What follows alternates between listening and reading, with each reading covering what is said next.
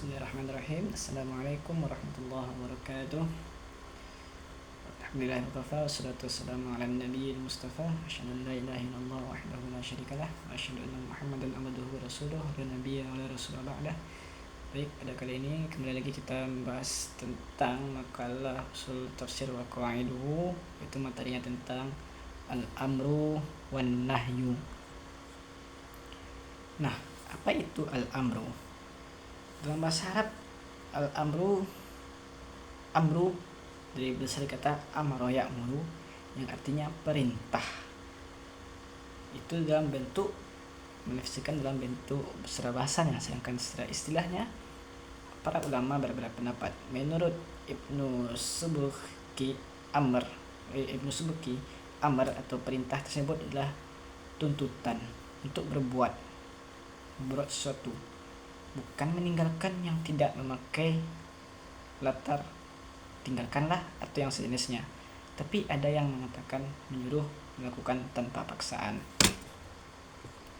Adapun kalimat amr dalam Al-Quran itu menunjukkan wajib, suatu hal yang wajib, kecuali ada hal atau petunjuk yang membatalkannya. Menurut jumhur ulama, apabila amar tidak disertai dengan petunjuk atau penjelasan yang memberinya makna kekhususan, maka itu dikatakan itu wajib. Contoh amar dalam makna ini adalah terdapat dalam surat An-Nur ayat 56. Allah Subhanahu wa taala berfirman, wa aqimus salata wa atuz zakah. Wa aqimu itu adalah kalimat amar, wa atu itu adalah juga kalimat amar, yang artinya dirikanlah salat dan tunaikanlah zakat. Adanya amar di atas adalah suatu hal yang mengharuskan, dan larangan atas sebaliknya. Hal ini karena tidak mungkin menjalankan perintah dengan sempurna kecuali dengan meninggalkan lawannya. Itu adalah kita wajib melakukan sholat, berarti sholat itu wajib dan tidak boleh ditinggalkan. Kita wajib menunaikan zakat dan juga tidak boleh meninggalkannya. Karena itulah para ulama sepakat bahwasanya perintah untuk melakukan sesuatu memang menyatakan hal yang sebaliknya. Seperti contoh Allah SWT memerintahkan kita untuk mengesahkannya.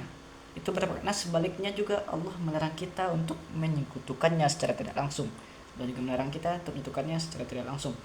Allah menyuruh kita untuk melakukan sholat secara tidak langsung, Allah menyuruh kita untuk jangan meninggalkannya. Dan juga sebagai banyak contoh-contoh yang lainnya seperti haji bagi yang mampu, puasa, zakat, dan yang lain-lainnya. Allah memerintahkan secara tidak langsung, Allah juga melarang kita untuk meninggalkannya. Kemudian kita bahas tentang an-nahyu. An-nahyu itu adalah kebalikan dari kata amr ya. An-nahyu itu berasal dari kata naha yanhi, yang artinya mencegah atau melarang. Sedangkan menurut istilah, nahyu adalah ungkapan yang meminta agar suatu perbuatan dijauhi, yang dikeluarkan oleh orang yang kedudukannya lebih tinggi kepada orang yang kedudukannya lebih rendah. Tapi dalam ulumul Quran disebutkan lebih sederhana, yaitu tuntutan untuk meninggalkan suatu perbuatan atau mencegah untuk melakukan pekerjaan tertentu. Kemudian seperti halnya amar, dalam memahami kalimat atau kata nahyu dalam Al-Quran, kita harus dibutuhkan juga beberapa kaidah atau rambu-rambu untuk dalam memahaminya. Di antara kaidah-kaidah itu adalah yang pertama itu nahyu menuntut adanya tahrim, pengharaman. Itu kita harus disegerakan, dan pengharamannya itu secara terus menerus tanpa ada yang bisa membantah pengharaman tersebut. Seperti halnya Allah Subhanahu wa taala berfirman, "Wala taqrabuz zina innahu kana fahishah wa sa'a sabila." Allah Subhanahu wa taala telah melarang kita untuk mendekati perbuatan zina. Jangankan melakukannya, mendekati saja Allah Subhanahu wa taala melarang. Dan zina di sini bukan berarti pacaran secara utuh ya. Allah tidak melarang pacaran, tapi Allah melarang zinanya, hal yang berkaitan zina. Bukan hanya pacaran. Jadi pada zaman sekarang orang sekarang sudah banyak menggunakan istilah lain seperti HTS, hubungan tanpa status, ataupun ada yang mengatakan TTM, teman tapi mesra, ataupun yang memplesetkan kata-kata zina membungkus dengan hal yang agamis. Dia juga mengatakan kita nggak pacaran cuman komitmen aja, tapi perbuatannya zina, chattingan, ketemuan, selingkuhan atau hal yang menjerumuskan ke zina, itu dilarang Allah SWT selamanya.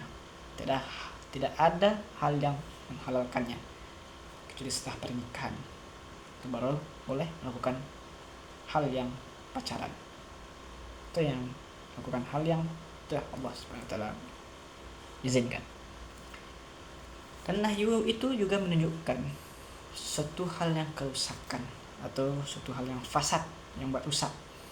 Itu adalah setiap larangan atau nahyu mengkehendaki meninggalkan perbuatan yang dilarang itu.